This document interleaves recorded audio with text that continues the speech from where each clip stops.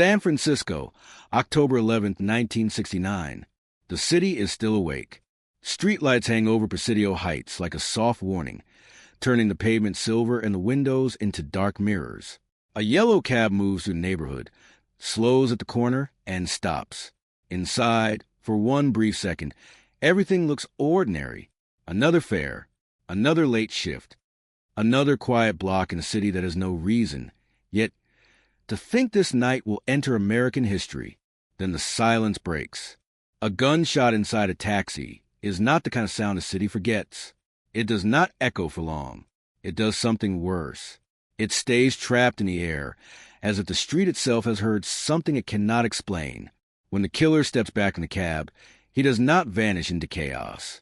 He moves with a calm that makes the scene feel even more wrong. The victim is Paul Stein, a cab driver. Within days, newspapers will receive letters claiming responsibility. Not just letters, but pieces of a performance. Codes, threats, symbols, a voice that does not simply want to kill, but to be watched. That is what turned this from a murder case into something darker. Because the Zodiac Killer did not just leave bodies behind. He left a story. And more than half a century later, America still cannot say for certain who was writing it. Most people think the Zodiac mystery survives for one simple reason. Nobody ever figured out who he was. But that is only the surface of the story. The deeper question is not just why one killer escaped identification. It is why this case, out of all the murder cases in American history, grew into something far more durable than a cold file. The Zodiac did not simply disappear.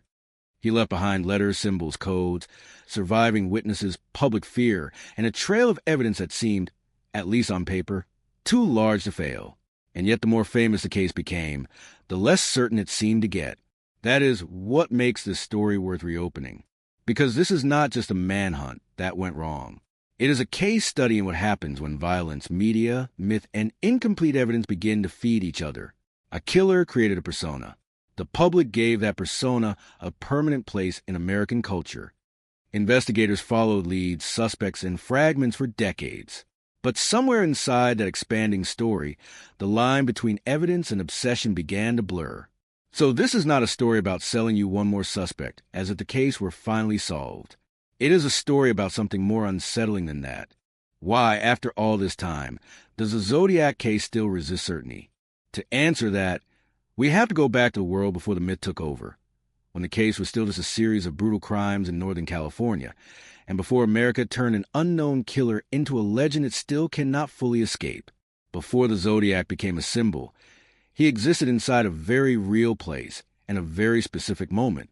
Northern California at the end of the 1960s was living through a contradiction. On the surface, this was one of the most modern and self-confident regions in America. The Bay Area carried the aura of change, intellect, youth, culture, and movement. San Francisco in particular projected a kind of historical brightness, the feeling that the future was already arriving there before it reached the rest of the country. But just beyond that image was a geography made of commuter roads, quiet residential neighborhoods, lovers' lanes, newspaper offices, and police jurisdictions that did not always move as one. That geography matters, because the Zodiac case did not begin as a national myth.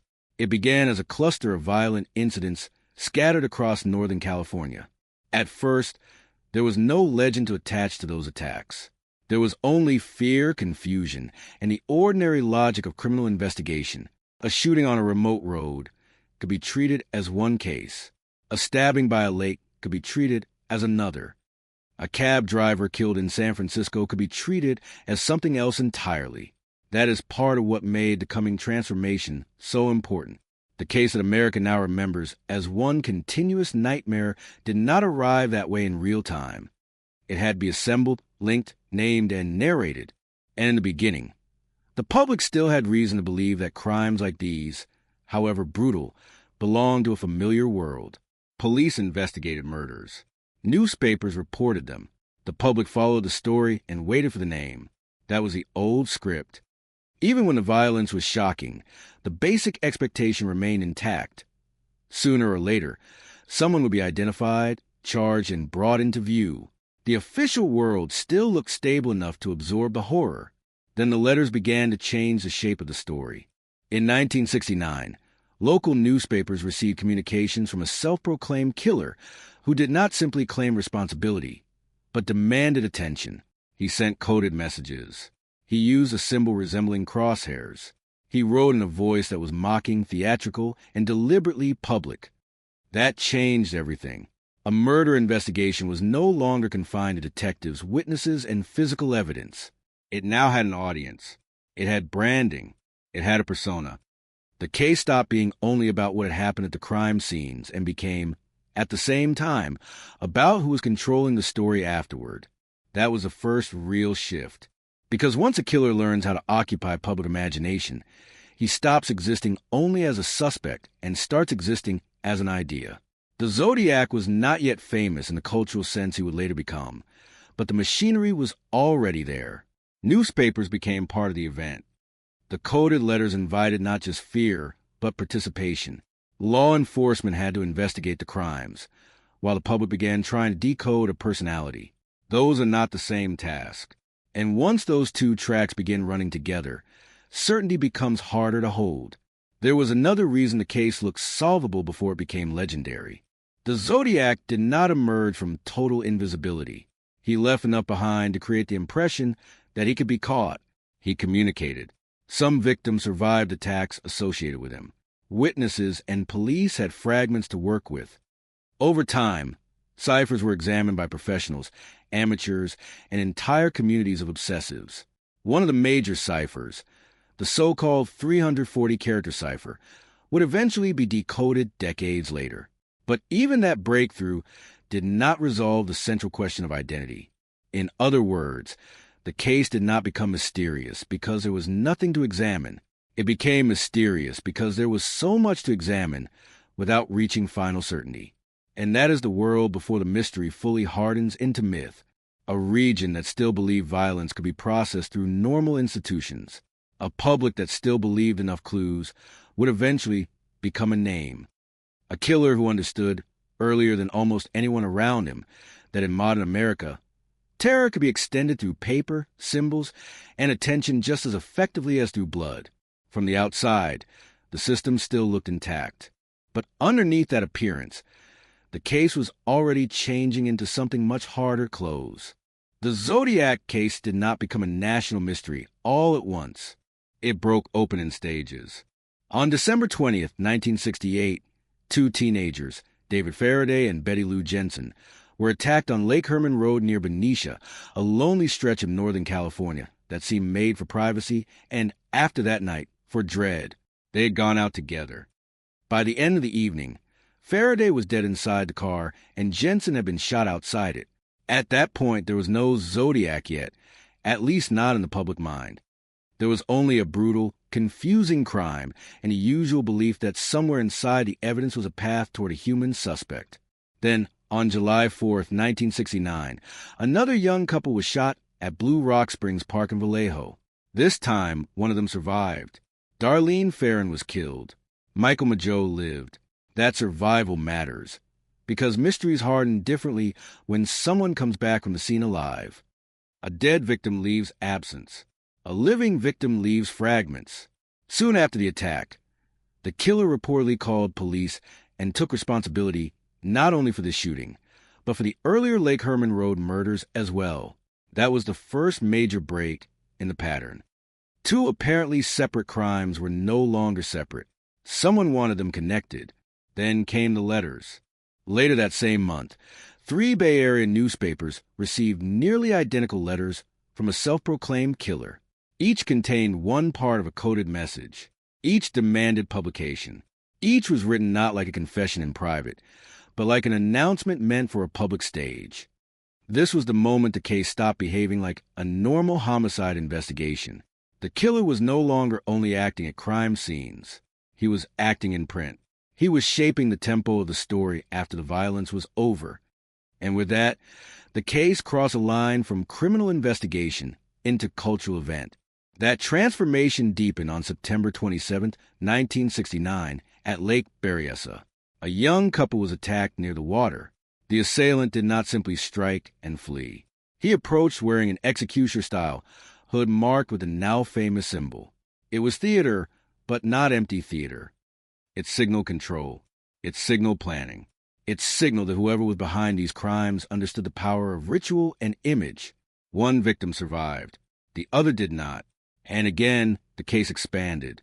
It was no longer just about whether the same man had committed multiple attacks. It was becoming clear that the killer wanted to be recognized as the same man. Then came the moment that locked the mythology into place. On October 11, 1969, cab driver Paul Stine was shot and killed in San Francisco's Presidio Heights. This time the crime scene was not a dark roadside or an isolated lover's lane. It was a city. Witnesses saw enough to give police a real sense that the killer had passed through view and still escaped. Soon after, letters arrived again, including one that convinced authorities the writer was telling the truth because it contained part of Stine's bloody shirt. This was no longer just a sequence of murders with eerie similarities. It was a direct contest between a killer and the institutions trying to name him. And this is where the break becomes irreversible. What should have happened next in the ordinary script of criminal justice was narrowing, more evidence, fewer possibilities, a stronger profile, a clearer suspect. What actually happened was stranger. The case kept generating signs of proximity without producing certainty. There were witnesses, but no capture, letters, but no name, ciphers, but no final reveal, claimed responsibility, but not enough proof to close every question cleanly. The story kept growing outward faster than the solution could grow inward. That is the moment the Zodiac case truly became more than a file. Not when the first victim died, not when the first letter arrived, but when America realized it was dealing with a killer who did not just leave evidence behind. He kept adding to it. By this point in the story, the ordinary expectation should be simple. A killer has attacked multiple times. He has written letters. He has called police. He has turned himself into a public figure. Surely that should make him easier to catch. But this is where the Zodiac case stops behaving like a solvable file and starts behaving like a trap. Because almost everything in this case seems meaningful right up until the moment you try to convert it into certainty. The first thing that does not fit is the sheer amount of presence without identification. Most killers survive in the record through absence. They leave damage behind, then disappear into the unknown. Zodiac did something stranger. He kept re-entering the story. He mailed letters. He sent ciphers. He used a consistent symbol. He claimed responsibility. In the Paul Stine case, he even sent a piece of the victim's shirt to prove he was real. In theory, that kind of repeated contact should narrow the field. In practice, it did the opposite. It created the feeling that he was always near the investigation, without ever being captured by it. The case became saturated with signs of authorship, but not with enough verifiable identity to close the gap. The second thing that does not fit is the unstable relationship between the crimes themselves. Today, people say the Zodiac murders, as if the file arrived in one sealed package. It did not. It had to be linked over time through claims, similarities, and evolving confidence. The case is widely associated with a core series of attacks in Northern California between 1968 and 1969, but around the edges there have always been contested attributions and disputed extensions. That matters because a mystery becomes harder to solve when the perimeter itself is not perfectly fixed. If investigators and the public are not completely certain where the story begins and ends, then the suspect pool, the pattern of behavior, and the logic of motive all become more vulnerable to distortion. The third thing that does not fit is the strange weakness of strong-looking clues. On paper, this case seems full of advantages. There were surviving victims in attacks associated with Zodiac. There were witnesses in the Paul Stine murder. There were handwritten letters. There were ciphers. Decades later, one of the major ciphers was finally solved. But even that apparent breakthrough failed to produce the one thing the public imagined it might deliver, a name. This is one of the defining frustrations of the entire case. The clues do not behave the way famous clues are supposed to behave. They generate more interpretation than closure. They deepen the archive, but they do not end the story. The fourth thing that does not fit is what publicity did to the evidence. Once the Zodiac became a media figure, the case stopped being processed only through investigative logic. It began moving through newspapers, television retrospectives, books, documentaries, amateur code-breaking communities, suspect theories, and internet culture. That matters because notoriety is not neutral. Public attention does not simply preserve a case. It reshapes it. It gives weak theories a second life. It makes coincidence feel meaningful. It rewards confidence more than caution. Over time, the Zodiac file did not just accumulate evidence. It accumulated interpretation, projection, and cultural residue. And the more that residue built up, the harder it became to separate what investigators could truly prove from what the public had learned to repeat. That is not background noise. It is part of the mystery itself. And maybe that is the most unsettling pattern of all. This case does not remain open because there is nothing there. It remains open because there is too much there that almost works. Too many signals. Too many fragments. Too many moments that look, for a second, like the missing key. And that is exactly why the next question matters so much. If the facts alone never close a case, then what kind of explanations have people built around that failure? Once a case stays open long enough, it stops belonging only to detectives. It starts belonging to everybody else. That is what happened to Zodiac. Over the decades, the case produced not one explanation, but layers of explanation. Some are grounded, some are seductive, some survive mostly because they feel satisfied in a story that has denied satisfaction for so long. And that is exactly why this part matters. The Zodiac mystery is not difficult only because the evidence is incomplete. It is difficult because the incomplete evidence has created a marketplace of certainty, where the strongest claim is not always the strongest case. The most responsible explanation is also the least dramatic one. The case remains unsolved because the available evidence has never been enough to establish identity beyond serious doubt. That sounds obvious, but it matters because people often talk about Zodiac as if one overlooked clue could suddenly end the story. In reality, the file is full of fragments that point, suggest, imply, and unsettle without locking into a final legal or historical conclusion. That is the first layer. The second layer is the suspect culture that grew around that uncertainty. The most famous example is Arthur Lee Allen. His name has appeared for decades as perhaps the best-known suspect in the popular imagination, and there are reasons people keep returning to him. He was not a random figure invented by the internet. He became central to many retellings because certain aspects of his life, his behavior, and the suspicions around him seemed to align just enough with the case to keep him alive as a candidate. That is why he became such a powerful cultural answer. He gave the story a face. He made the mystery feel narratable. But that is not the same as solving it. The enduring problem is that being a compelling suspect is not identical to being provable as a killer, and in the Zodiac case that distinction is everything. Then there's a third layer, the illusion that decoding the myth will decode the man. This is where the ciphers take on too much symbolic weight. For years, people treated the unsolved codes almost like locked doors with a human face behind them. If the message could be cracked, perhaps the identity would finally step out. That hope became especially intense around the 340-character cipher, which was finally solved decades later. But the result was revealing in a very different way than many people imagined.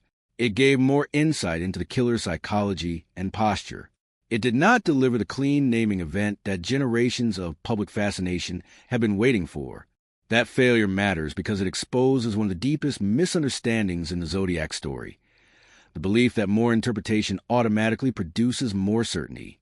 Sometimes it only produces a more detailed version of the same absence. And then there is the most dangerous layer of all, the internet age explanation economy. Once a case becomes legendary, every new theory arrives with a structural advantage. It does not have to prove itself fully. It only has to feel more complete than the uncertainty people are tired of living with. That is why new names, new documentaries, new alleged breakthroughs, and new final answers keep surfacing. They offer relief from ambiguity. They promise closure where the archive has refused to provide it. But that also means the Zodiac case attracts a special kind of distortion. Explanations that are emotionally efficient, narratively neat, and evidentially fragile. The more famous the case becomes, the more it rewards confidence over restraint. And the more that happens, the more the myth feeds on the void left by the evidence. So when you place the major explanations side by side, a pattern emerges. The official reality is unsatisfying, but strong. The identity remains unconfirmed. The suspect-driven version is satisfying, but incomplete. It gives the mystery a center, without fully earning certainty. The code-driven version is intellectually seductive, but limited. It reveals mindset more than identity. And the internet-amplified version is the most dangerous. It turns a public hunger for answers into a machine that can endlessly generate new confidence without necessarily generating truth. That is why the Zodiac mystery survives. Not because there are no explanations, but because there are too many explanations that solve different emotional problems while failing to solve the actual case. At a certain point, the Zodiac case stops being only about one unidentified killer.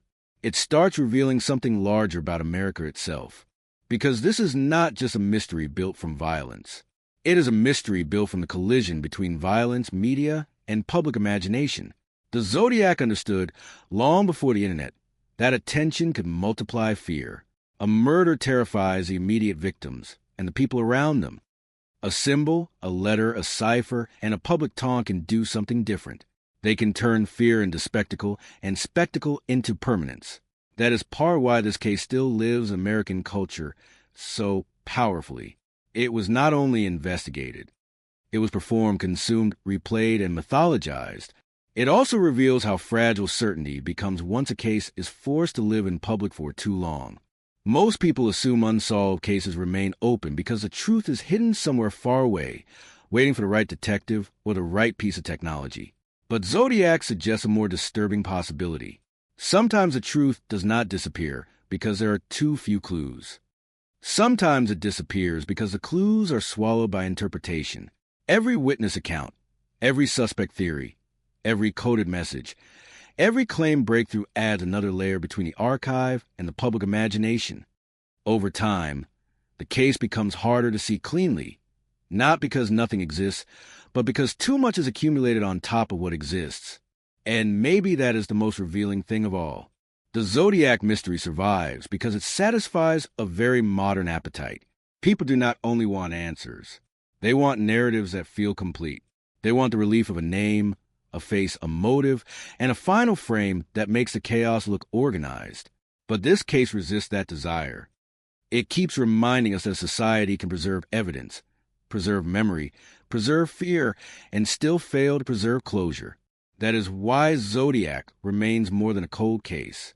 It has become a long-running argument about how much uncertainty people can tolerate before they start mistaking confidence for truth.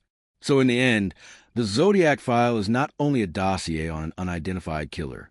It is also a dossier on the power of myth, on the way media can immortalize a predator, on the way public obsession can keep a case alive while also making it harder to resolve, and on the uncomfortable fact that sometimes a mystery does not endure because the past is silent. It endures because the story around the past becomes louder than the evidence itself. Somewhere in America, the Zodiac file still exists as paper, ink, photographs, reports, names, and dead ends. Not as a legend, not as a movie, not as an internet argument.